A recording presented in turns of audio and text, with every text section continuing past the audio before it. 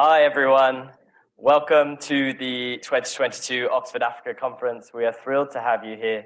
There are people online, but obviously all of you in person and our most important attendees. As people come in, we designed this conference to be as substantive as possible. And what that means is we want to focus on what the solutions are when we think about Africa and when we think about all the different things we want to address. So as the executive board, as the conference team, Fikayo is here as well, we want to welcome you. We want to thank you for coming. Thank you for spending the time. Welcome to the Blavatnik School of Government, where we are hosting.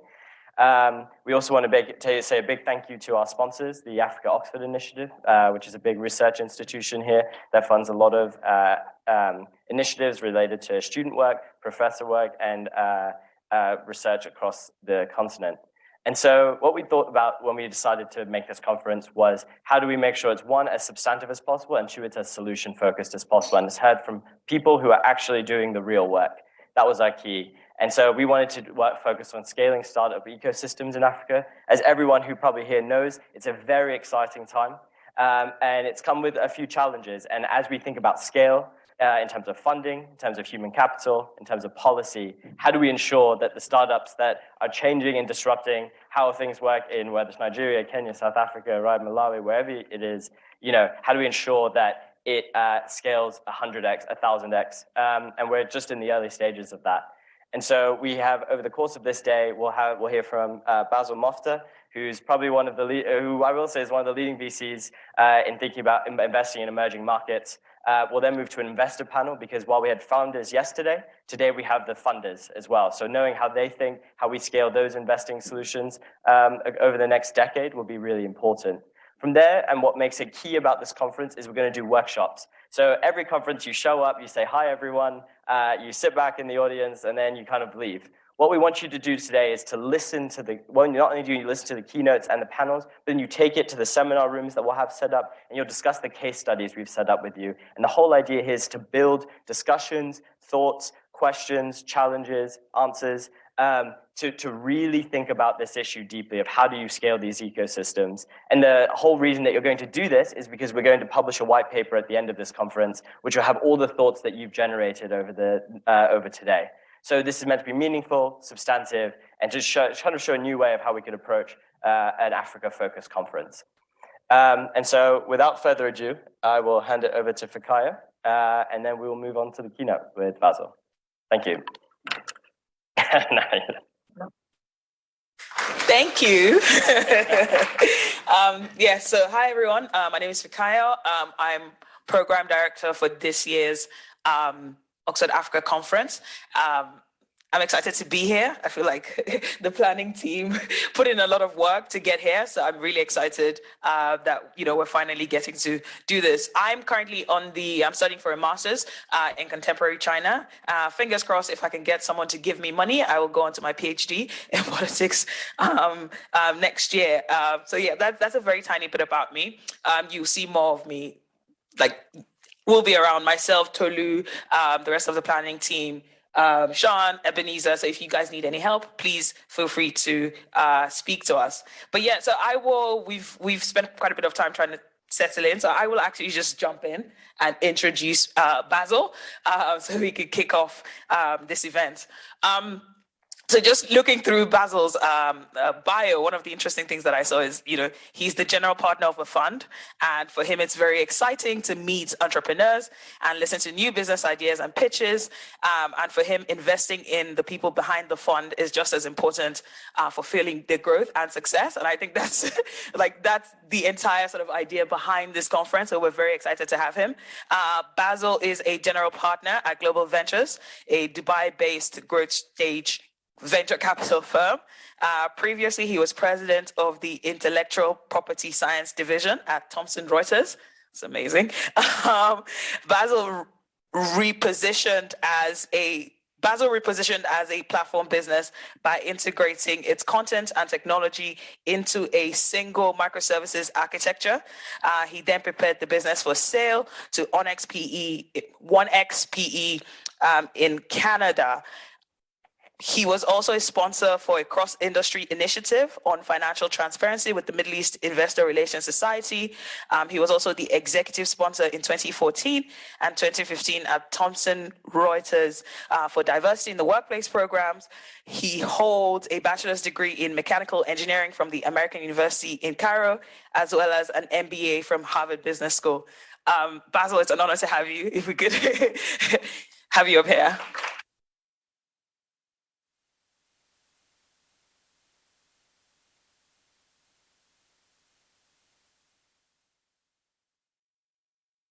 Probably not. Yeah, there you go. Thank you. Well, it's an honor and a privilege to be here. Thank you so much for having me. And I can't remember when's the last time I was at Oxford, but I think it's got to be over 15 years ago. So it was nice to come in early, walk around and see that nothing's much changed, I think. Although a few new restaurants, as far as I can tell. So I just recently became the general partner for Nclude, and I will talk a little bit about that towards the end of my speech. But what I wanted to do today is to really have a chance to share some of the experiences I've had becoming a general partner for a VC fund, tell you some of the part of that journey that I've gone on to make that happen, and more importantly, share how I believe at least some of the VCs think, right? I'm not going to say I'm standing here in front of you to represent the VC community. We're such a diverse group of people, and everyone has different, backgrounds and different ways of thinking. I put together a presentation that talks about, why Africa, why now, but then I feel like I'm, preaching to the choir, right? So it's like the wrong type of thing to go through. However, I still would like to go through some of those slides because understanding the premise of why Africa and why it's ready for this entrepreneurship boom that's already happening or very much in the early stage sets the premise for how you should think as founders, entrepreneurs, or people who are just interested in the topic, and so on. So with that, I'll walk through a few slides, but I feel like it also should be a Q&A session, and I was told we'd take Q&A. Would you prefer I do it at the end, or would you doing the session itself? What's easier for everybody? Okay, we'll do it towards the end. So I'm looking at the clock. I'm going to keep myself down to 10, 12 minutes, I hope, on the part of, telling my story and telling a little bit about how I think. And then I'd rather you guys ask the questions and we have a more interactive session. Does that work for everybody? Yep. All right, perfect. So everybody knows here and that Africa is the next frontier of global growth, right? And what it represents. I'm not going to walk through every single thought. You all are aware of that. You would be, however, surprised to know not as many people in the VC community are aware of this. And part of the job of being from Africa or being from Egypt at least, which is part of Africa, is to represent the opportunity. Much of what people hear about about the continent, unfortunately, or fortunately, depending on how you think, is really negative news, right? It's news that the media covers around famine and strife and all of that stuff. And investors look for opportunities, or should be looking for opportunities, if they are explained what that opportunity is. Now, Africa is booming on many levels, certain countries more than others. It's definitely seeing an economic growth, and that economic growth is far greater than what it would see in other markets. There are challenges, and we'll get to those in a little bit. But the reality is not every investor knows that. So when I sit down with other VCs, which I regularly do, we're very collaborative as a community, and discuss with them, Egypt or Nigeria or Kenya or South Africa or any of the countries across the continent, the lack of information or knowledge that they have, even though they are sophisticated, educated people, is quite surprising. And so one of the things I always say is, we are all ambassadors. Now, we have our cynicisms, we have the sarcasm of an Egyptian, or the funny side of a Nigerian kind of dismissing topic. We all have that, but we have to realize that cynicism, that sarcasm, is not, in my opinion, the right way to convey the message, right? It's kind of like, oh yeah, everything in Nigeria is, crowded, right? Or whatever you might say. People don't understand what that means. You understand the joke. We understand the joke. But investors don't. And one of the things that is, fundamental is to talk about the key pillars of growth, right? The population is young, mobile penetration is high, consumption is still increasing, it's underbanked, underserved. Those are the fundamentals that we need to convey as a message across. I think everybody here knows them and everybody here believes in them, but we need to get clear messages across. There is an opportunity to provide for superior financial returns across Africa. And one of the things, I love this graphic a lot. You may have seen it a few times, but it's one that gives people pause when they understand. By the way, we'll share the slides and you're more than welcome to, to steal any piece of these slides if you feel that they're useful to you in whatever you may endeavor to do. But I don't think people understand how big Africa is, right? People sometimes underestimate. On a map, it's misleading, of course. And people, when they start to see that, when you combine US, China, and India into the size, into the geographical span of Africa, plus all these other countries, people start to realize, wow, there must be a lot of opportunity. Now, again, challenges we'll get to in a second, and I'll give you some of my reflections on what those may be. But the reality is, we have to convey the message about how big that opportunity may last, right? And a lot has been happening. Yesterday's keynote speaker mentioned the figure $5 billion. I got a chance to tune in for a few minutes and to see what they were speaking about. And that's why I don't want to repeat the messages. But a lot has been happening. The hockey stick of investment in the venture capital world and in the ecosystem is increasing. I think some of it has to do with just better data collection. I don't think 5 years ago or 10 years ago, we were collecting the same amount of data. I think there are professionals now and firms, Brighter, et cetera, Magnet, and so on, who are doing the work to collect the data for us to understand what's happening. I do believe entrepreneurship has always been at the heart of Africans. I do believe just surviving requires entrepreneurship, right? To be able to survive in a continent that is full of challenges. Families, individuals have all been entrepreneurs, and there are many examples outside of the tech industry about entrepreneurs who've done well and been very successful. The most interesting part is around the technology investment and what's happened. Nigeria is by far leading the way at this stage, and it's really clear that Nigeria will continue to stand out as a tech hub. In spite of the lack of talent, which again we'll talk about in a bit in terms of technologists and the availability of resources on that front, the vast opportunity that Nigerians, personally I would say, the grit, the hustle in Nigeria really creates a great atmosphere for it. And one of the things as an investor that I look at for any business across the continent is, what's your Nigeria plan? What's your Nigeria strategy, right? If you don't have one, it kind of worries me, because at the end of the day, there's a saying in VC, which is, when you boil everything, it comes down to two fundamental things. Are the founders trustworthy? Are the founders the right type of people to build a business? Do they have the stamina to go through the journey? And how big is the TAM? Which is total addressable market, if that's not a familiar term to some of you. How big is the opportunity? And if you are not covering at least one of the four big countries, Egypt, Kenya, Nigeria, and South Africa, then you generally get challenged by VCs on how big is it. And of course, you can start, and the Francophone side of Africa is up and coming now with Senegal and Ghana starting to play in the tech scene. But companies that come out of there, M-Pharma and so on, have had to rapidly expand outside of their country in order to get the TAM that they need. So again, just to repeat, one of the key things that we look at is to understand, what are you doing in one of the big four? At least one, if not multiple. Nigeria being the one that comes up the most often and the most frequently to be discussed. And how are you going to expand across countries in Africa? The TAM is important.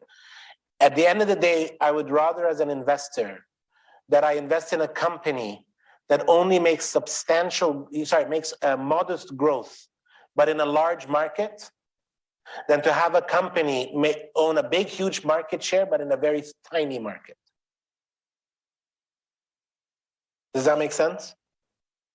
The reason being is that provides a higher probability for exit. And ultimately, as a VC, I'm measured on exit. Now, some entrepreneurs make the company their life's work. But investors, we have a fund life, we have a period we have to operate in that can cause conflicts with founders. And our job is to work towards getting that return for our investors. Now, there are lots of ways to do that and keep the founder in place. But again, we can discuss those things later. So hopefully this explains to you why those 4 countries come up. I do feel like, and I'm just going to say this as an Egyptian, that you guys ignore us a little bit sometimes. It's like sub-Saharan Africa, it's like Egypt's over here. But that's just me. Maybe I have a little bit of a sensitivity on that. But I would say to you, Africa is a large continent, lots of opportunity across it. If you consider including North Africa, generally the TAMs of most segments would be pretty large, right? Most segments would be pretty large. Areas maybe that like when somebody comes and says, I'm going to build artificial intelligence tool sets for Africa, I'm always a little bit more skeptical, right? Because it's, how big is that opportunity today? If you're building the data set, that's interesting. If you're building the tools, that's less interesting. Does that make sense? And again, it's understanding what that is. What has been notable, and I think that came up yesterday in the discussion, is that international investors, over 800 plus investors, were involved in deals in Africa that were at least having them put $100,000 or more. Okay? 72% of that number came were headquartered outside of Africa. Now, some of these names may be familiar. If they're not, you can, again, look them up and research them. But, data sources like Magnet, Crunchbase, Brighter, etc., are really great and helpful. And if you're an entrepreneur, keeping an eye, if you plan to raise capital, which, by the way, is not a given, right? I mean, just to be clear, as an entrepreneur, it's not a given that you have to raise capital. But if you are planning, or if you believe your business justifies raising capital, then keeping an eye on these investors, especially the ones that we've kind of listed out on this page, is incredibly important, okay? Because investors are, very usually pretty public about their investment strategy, their criteria. They're usually pretty public about the type of industries they're interested in. Now, we do change our mind, and every year our strategies evolve, but most of these well-known brands will talk very openly about what they do in the public domain. All right. Now there are many others, right? This is a sample set, so there's 800 or there's 650 or whatever out of that. So you'll see. And then the most interesting thing that I've seen happen over the last year, especially, or last couple of years, is these $100 million plus, what we call the mega rounds, right? What do mega rounds represent, right? What do mega rounds represent? They represent a certain amount of confidence, right? For someone to write a check of that magnitude, right? Or for a company to raise a check of that magnitude usually requires a certain amount of confidence to have been built between the entrepreneur and the investors.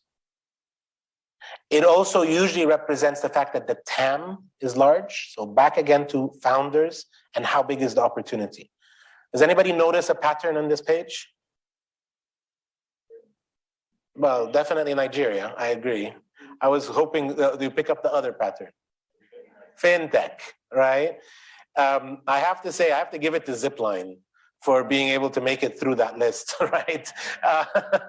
So, anybody who sees the Zipline founders, congratulate them for being the only one out of a whole list of Fintech. Fintech took an inordinate amount of capital in. And when you think about it and you add those numbers, you got to wonder, how big do people think the opportunity really is? Because there's over, $1 billion or a couple of billion that's gone into Fintech alone, right?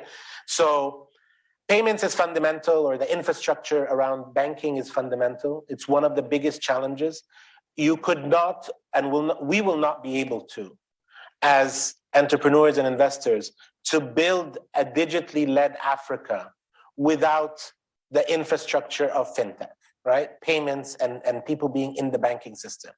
A cash society, while is the fundamental way people operate across Africa today, it represents a huge challenge for technology and digital businesses to evolve, right? Because it creates the biggest friction in the customer experience if people have to go down the street and have to go and put their money in somewhere and then wait for it to register and then be able to buy or transact or transfer or whatever it is.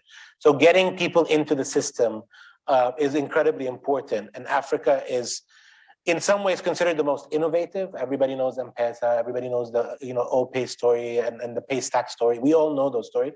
We've innovated technology that, like my colleague said yesterday, the other keynote speaker said, some of the most globally innovative technologies, for sure, absolutely, and they are scalable on that level.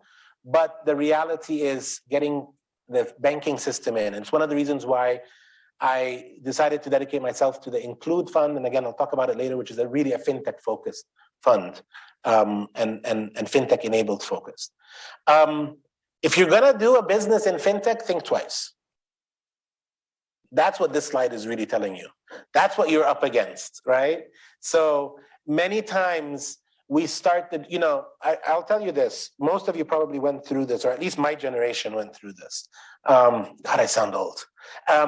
But we all watched Friends. Does everybody know the show Friends? What do you think the most primary thing in college that everybody used to talk about, undergrad, that they wanted to do? Open a coffee shop, right? It was like, let's open a coffee shop. We all watched Friends, so we're all gonna open a coffee shop, right? And the reality is we are obviously impacted by what we see around us. And a lot of entrepreneurs, especially the first business that they come up with, is one that's an emulation of something they've seen or read or looked at previously. Now they might have a different angle and they may have a different thought process, but the reality is they're inspired by something. And given the amount of fintech going on in the region, what I've seen is a lot of entrepreneurs are inspired by, well, I can be part of this as well, right? And then they'll come up with something really clever like, I'm gonna do crypto payment exchange. All right, what does that mean? Well, I'm taking like 3 ideas and I'm putting them together into one idea, and somehow that's new. And when you kind of sit down and decompose it, you realize there's really nothing new. In fact, they might have made it more complicated than it should be. But I'm mentioning this to you because I'm not suggesting there is an opportunity, there's plenty, but there are other sectors worth looking at, and there are other areas which have more greenfield than fintech. Or if you're going to take on the challenge, make sure that you're going to be up against, did anybody do the math on the numbers yet? Sorry, I should have put a total on that column. That very, very large number of cash that you have to be in. Now, that being said, Africa's population is still very largely underbanked, unbanked, or underserved. And I really recommend that you look very closely at this concept of underbanked. People say the terms unbanked a lot.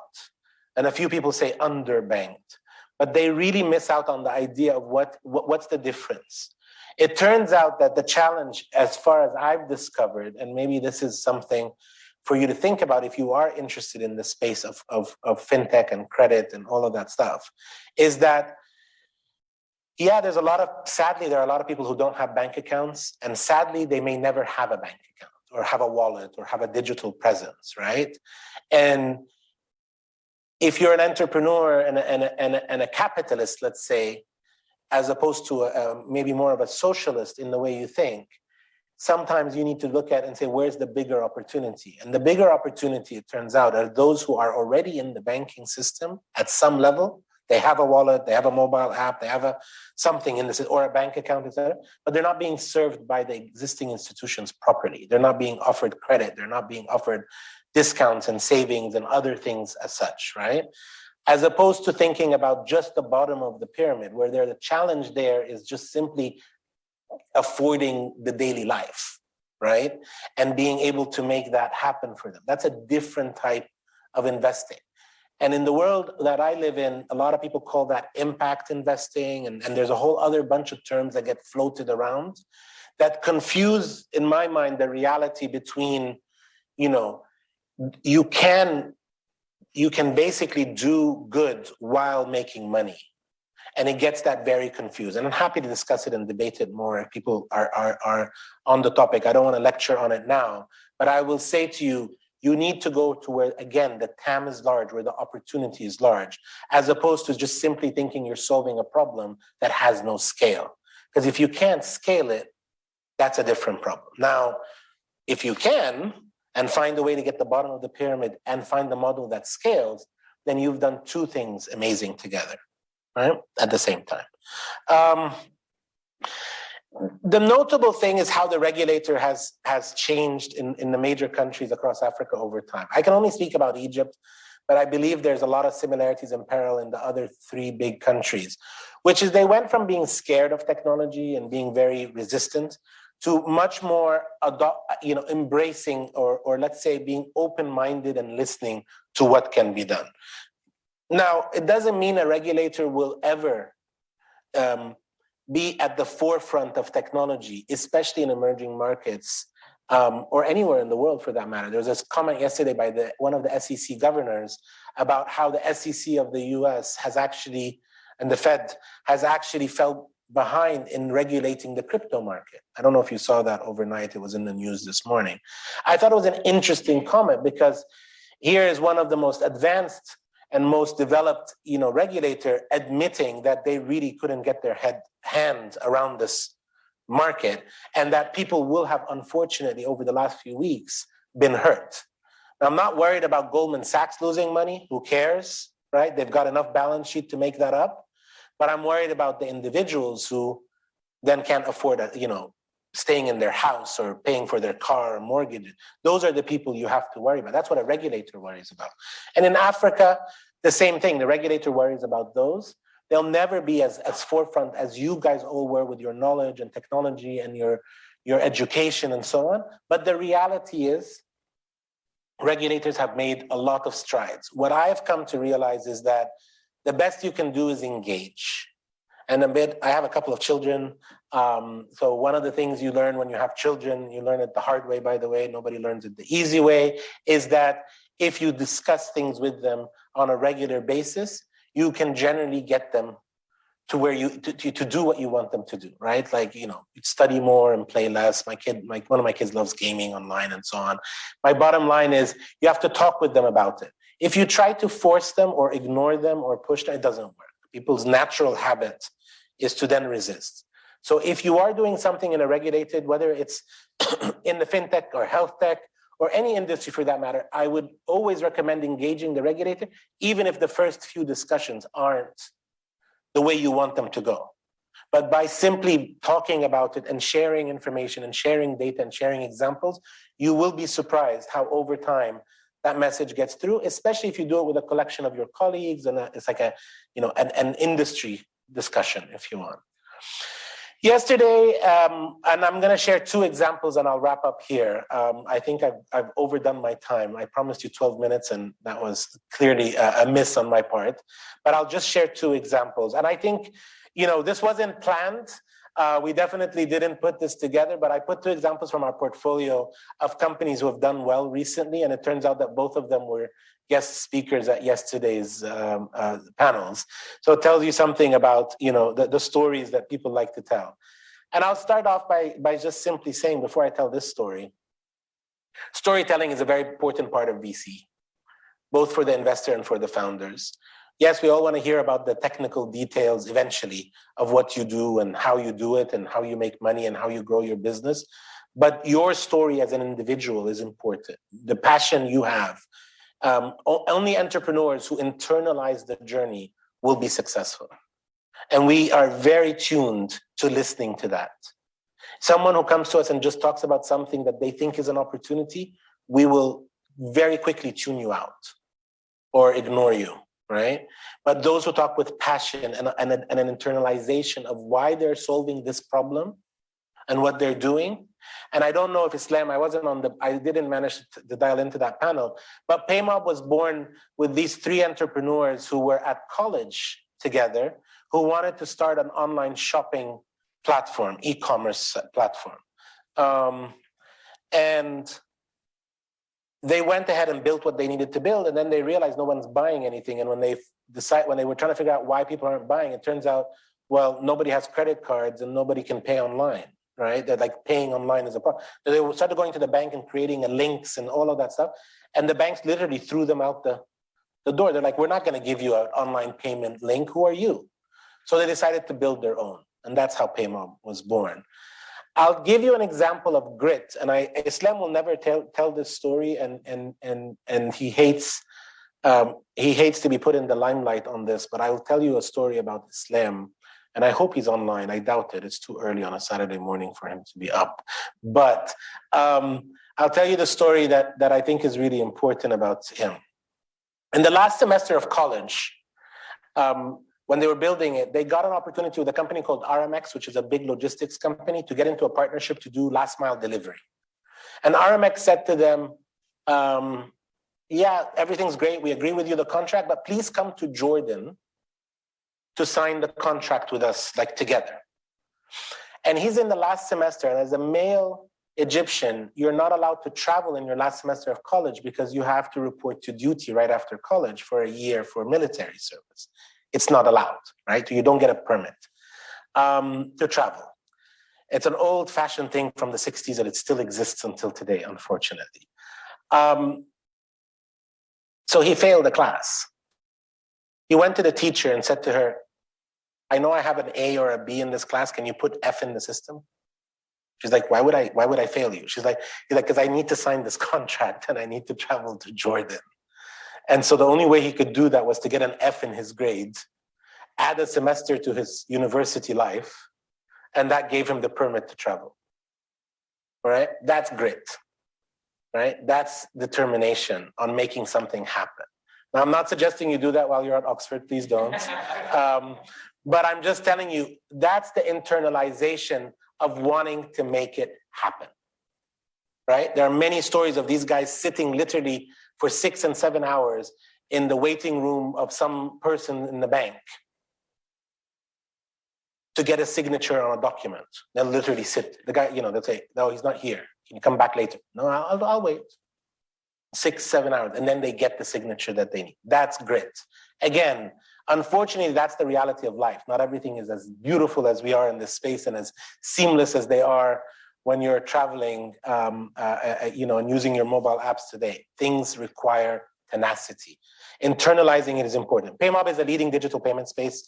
I'm sure he mentioned that. It's over 100,000 merchants now, growing very rapidly, just raised from PayPal and a bunch of international investors, a $50 million round. This company is now worth more than many of those banks that he sat at the doorstep for.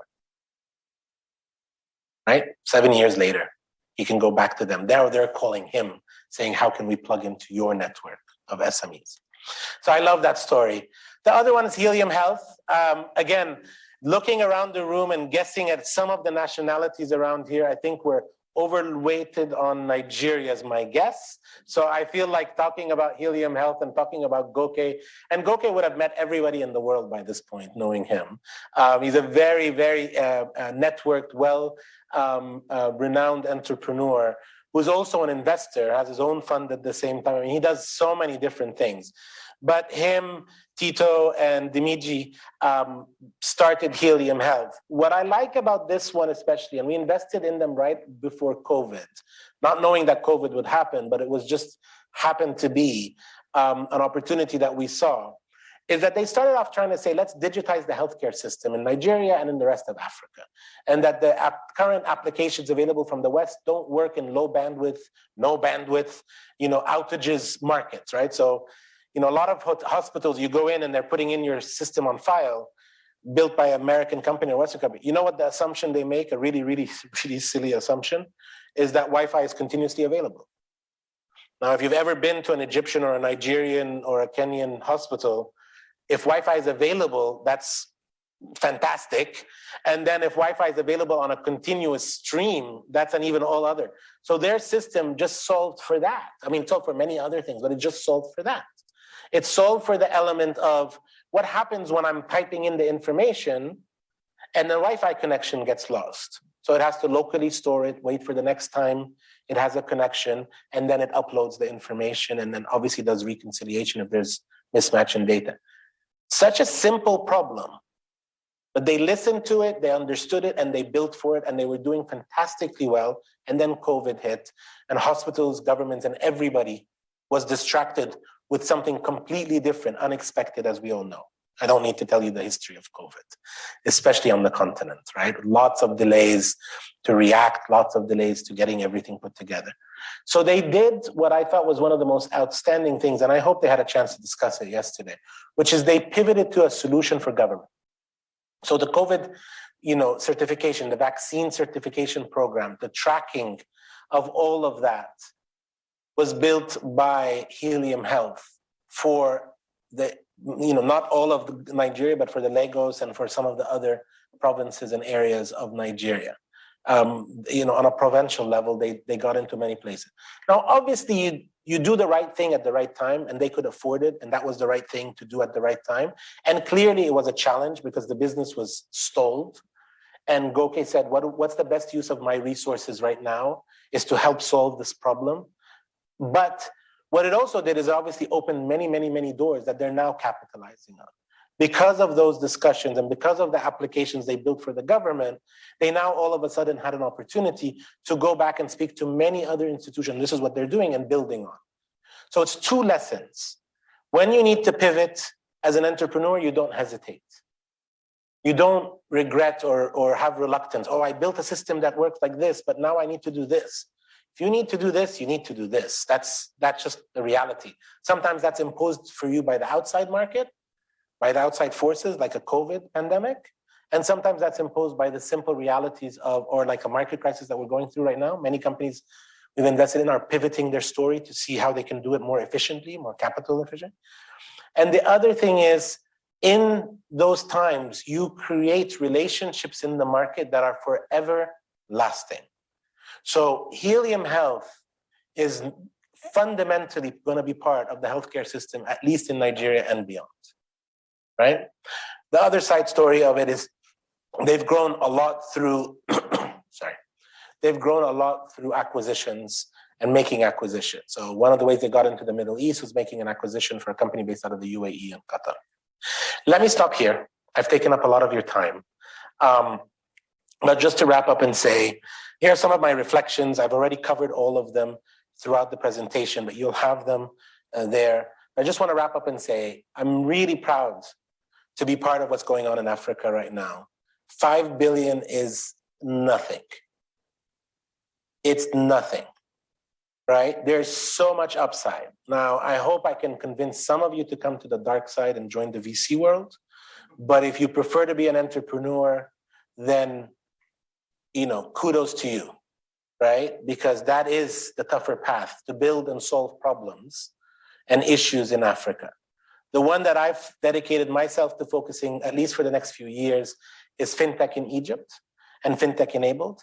Egypt ranks one of the lowest in the world in terms of how many people are banked or underbanked. And there's such an upside to bringing that into the system than to create positive opportunity for so many, many, many, many people, especially by giving them a chance to live better through providing credit and so on. I'm proud of our portfolio. We have a few companies. I won't bother you. This is the construct of our strategy that we share with our LPs. This is how we think. And we, Nclude is a fundamental piece of investing across these sectors right here to enable these industries. Okay? Obviously, there are many more slides behind this, but I won't bore you with that. Thank you.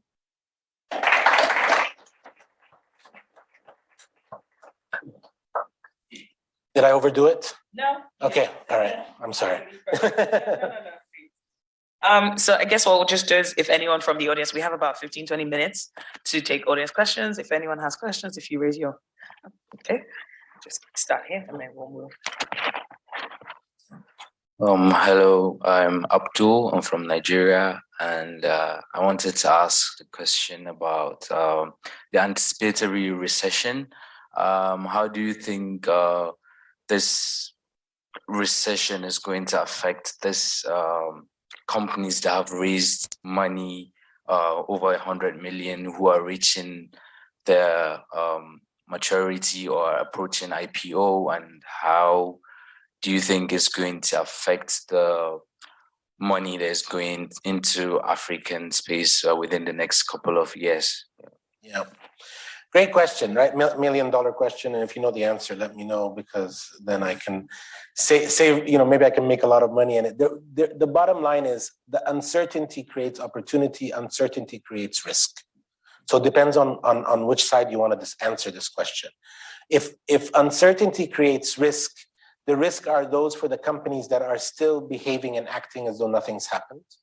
The ones that haven't gotten themselves in the mindset, if you like, as I may not be able to raise again, or at least for a while raise again, and therefore need to manage their costs better. And I'm still meeting entrepreneurs, some of them in our portfolio, who still believe the world has not changed in the last 4 weeks. And the reality is it has. Right? Simply matter that when a government like the United States and all start to say, we're going to stop printing money, which is what they were literally doing for the last decade or so, right? Under all sorts of excuses, right? Of why they're printing that amount of money, that has ramifications on the money supply system, and then therefore has ramification on investment. Now, the only time it becomes a risk is if you do not adjust for that reality, right? It's like walking down the street, right? And you don't get out of the way of the pole. It's a pole, it's stuck in the ground. It's not going to get out of the way for you. You're going to hit it. You have to step out of the way. In this case, you got to manage, control, burn. You got to manage what you're investing in. Maybe growing at all costs is no longer a reality, right? And that has to be adjusted for profitable growth, all of those things that you've read and said and, has been featured. The other side, is it all doom and gloom? No, of course not. In fact, many people would argue that some of the best companies were born during the most difficult times. And the reason why they were born there is because they had the most grit, grit and the most realistic understanding of their assumptions. Everybody can create a business model, by the way, that looks like this. If you're forecasting into the future and you need to kind of, sorry for my French, BS your way through a spreadsheet, you can put in everything you like and create a graph that just goes like that. It's only realistic individuals who know how to sell, distribute, how many hours it takes to convince a customer, or how many days it takes to travel from city X to city Y to go sell your product, how many trips you have to do, that know how to build businesses that are realistic. And for those entrepreneurs, these difficult times make it easy for them to overtake competition. Right? Everybody's passing around the slides for Sequoia's presentation. I don't know if you've seen it, but there's a really nice line in there that I kind of like a lot. If you like Formula One, right? Any of you who like racing will know that it's really hard on sunny days, perfect weather conditions, for cars to pass each other. The race is kind of boring. From whatever the grid is, plus or minus an accident or two around the track, you know what the final outcome of the race will be. Okay? Once in a while, there's a surprise, but honestly, you better enjoy your beer with your friends and just watch the final lap and you're good to go. But on days when it's raining, it's easy to overtake 15 cars, because now the test of the driver comes into play. The test of the engineer who built the car comes into play. Were they attending to details? Were they careful? Do they understand the power in their hands? And the ones who do are the ones who win the race. Those races may be a bit more dangerous for the people on the track, the entrepreneurs, but they definitely lead to very interesting outcomes. And so in this uncertainty, there's opportunity for sure. But it's going to require, maybe that money that was raised, that I kind of warn people, if you're going to get into fintech, no longer matters in a market like we are, because those who know how to build a fundamentally solid business can outperform some of the guys with the big bucks. If they go out and just keep spending, it's a waste. I'm gonna get smacked by a few people about this. Basil, great presentation, brilliant. My name is David. I'm the chairperson of the Investor in Africa Forum, Johannesburg. I want to ask a simple question to you. For an African startup or, fintech, you name it, that's looking to scale globally or attract finance, venture capital, what are the 3 requirements that they should have in place from themselves before they can even dare to dream of, getting that finance? 3 things, the requirements that they need to have in place. Yeah. From your experience. Thank you. Wow. Now we get to the tough question. That was tough, and that's tougher. The list is long. I don't know how to boil it down to 3. So I'm just going to give you the top 3 on my mind right now. But please understand, it's not a comprehensive list, and there's no way anybody can give you a comprehensive one. Fundamental and sound business judgment, I think, will always in the long term supersede hype and FOMO and so on, in my opinion. I'm a value investor in that sense. I believe in fundamentals. Now, I'm not saying I haven't seen some really interesting businesses in NFTs and, other things, coming to market, which every investor's putting money into, and I'm just trying to think, what are they investing in exactly? But I may be too old to understand, right? Let's leave it at that. I think you have to know how to make money, and knowing how to make money. And I think actually African entrepreneurs, I believe, thrive on this. I think they're by nature outstanding. For you to survive and to think about being able to make it in a country or a continent that by and large GDP per capita and so on is so low, requires people to really be good with money, saving, knowing how to hustle and etc. So I actually think we have I'd rather be born in Africa and build a business there than anywhere else in the world, if you ask me that. Having that message come across and so on. So that's kind of bucket 1. I think bucket 2, what I've seen typically, and I've both done VC in the States and I've done VC in emerging markets, and I've worked in London and a few things. I'm only mentioning that because I've had a chance, I think, to see things from both sides of the table. I believe that my experience lets me say that. And I think sometimes we oversell and not build trust and relationship. If you want money for your business in a year from now, you should be building relationships with VCs now. You need to build a relationship. I'm not investing in your pitch deck. I'm investing in you, right? And you and I need to interact over a period of time for me to know that you're a person of your word, that you're a person who follows up, who's diligent, who's attentive to details. I sit with a lot of entrepreneurs and I give them feedback, right? And sometimes I'm really interested in the business, but I'm waiting to see how they handle that feedback. Are they egotistical and will run away and kind of, say my name and a bunch of explicit words behind it? Fair enough. They don't like my feedback, they don't like it. Or do they listen to it and act on it? Or do they take some and leave some, which is the natural way we all deal with feedback? You don't have to, I have no way of saying that I know what the answers are, but I provide the feedback because I'm actually more interested in how you react than I am interested in actually whether you do this or not. And the last thing, and this is a problem across the entire continent and something we should all join together and bound together, is learning about governance and transparency. It continues to be an issue for the continent in my mind. And maybe it's a little bit harsh, and I believe there are issues of governance and transparency everywhere in the world, but I think we can do a lot more around. There are too many stories, especially with tech startups, around numbers that were incorrectly reported before around and things like that. Those things don't help. And the system should reject that outright and blatant. The ripple effect of one bad apple, unfortunately, is a lot stronger in a continent that already casts a shadow just because of the way the media reports it. Not saying it's true, I'm just saying because of the way the media reports it. So if we want to connect with international investors from day one, I would walk into even your first pitch and say, here are all the great things I'm doing, and here are some of my fundamental issues. right? I'm not ready, I'm not making money yet on this product or this product. And I'm trying to say it, because that builds credibility in my mind, that you're able to talk about the problems with your business as much as you talk about the opportunities with your business right at the beginning. But trying to just say the good stuff and hide this and then waiting for them to, let's see if they can discover it. Well, eventually they will. When they do is the only question. And when they do, it will not be dealt with well. The system doesn't deal with that well. So those are the things that come to my mind. There are many others, and sorry for being short on the answer. Yeah, thank you so much, Basil, for the beautiful presentation and talk.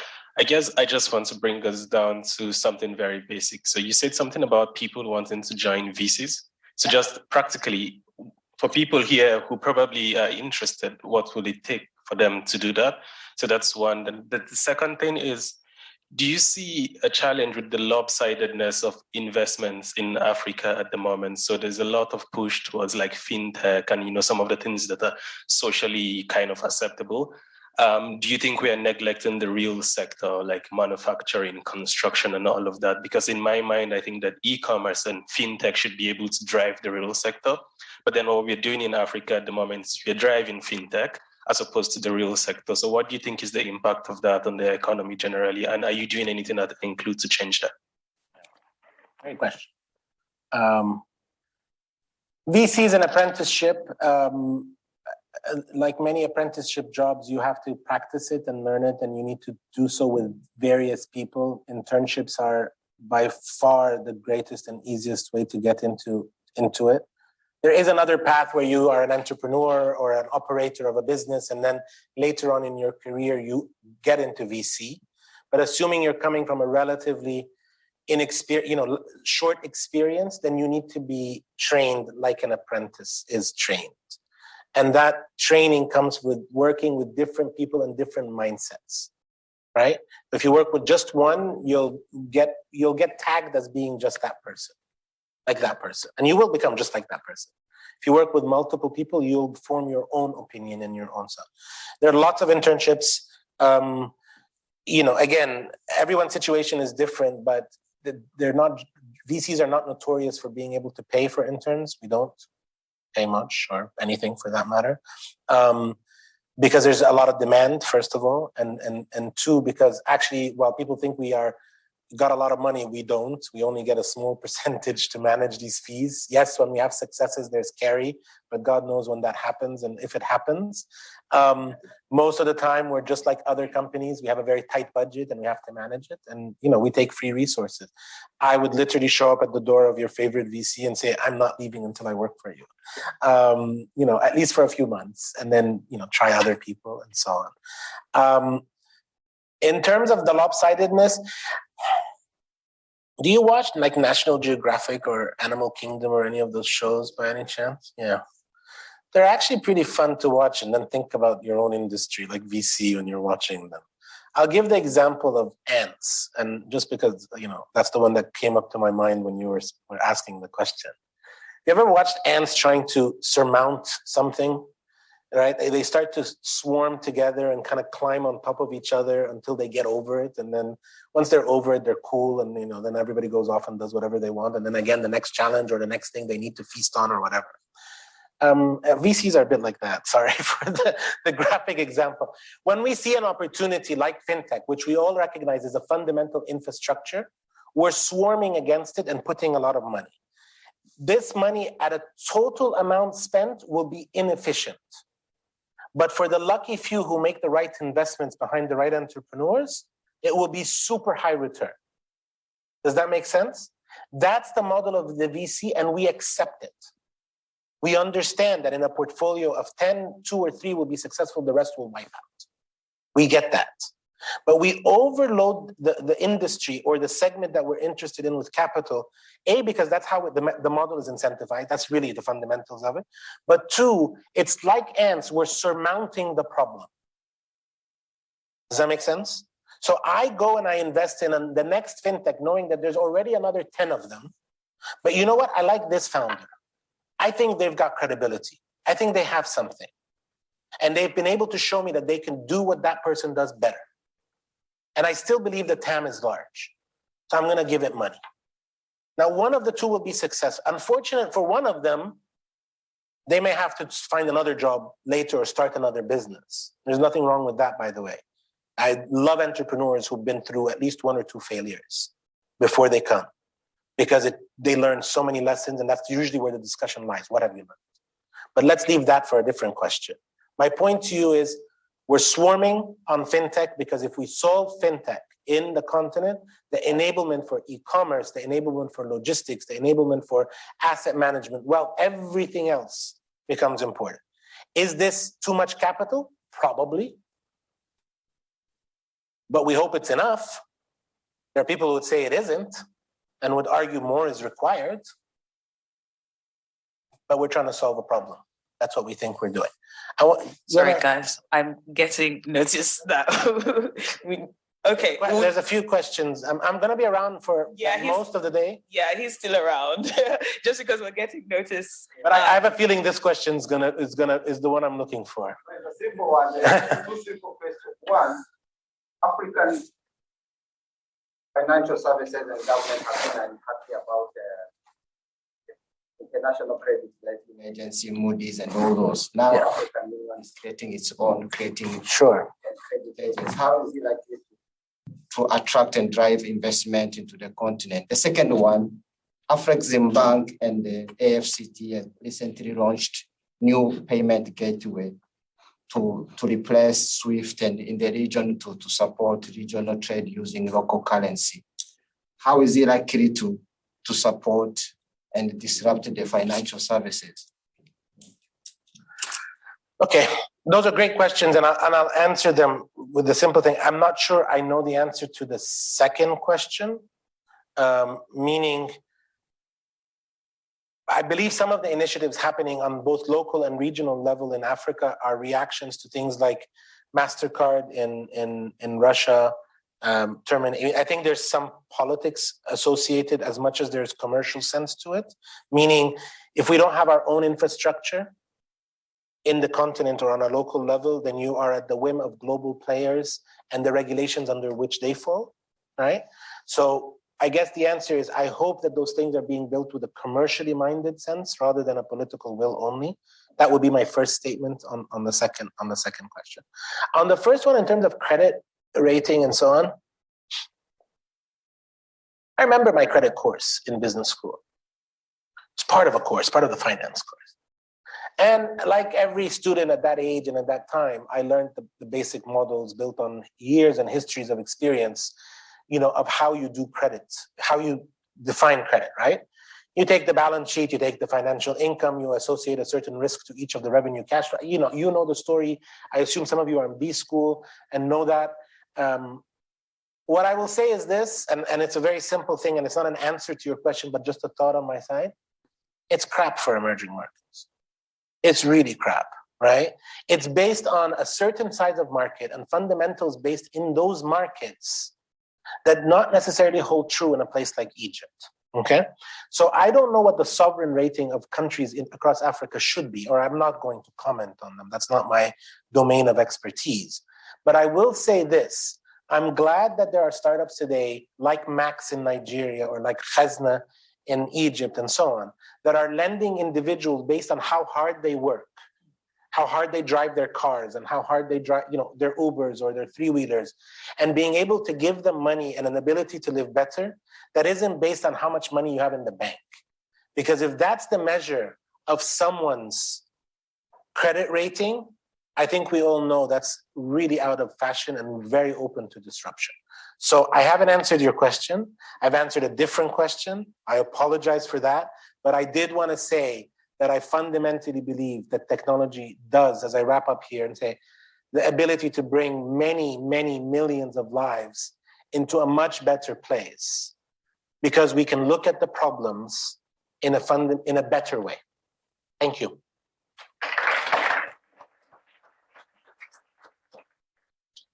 So just before we move on to the next session, if you guys want to just step outside, we have some coffee, tea, and pastries, and I guess for everyone.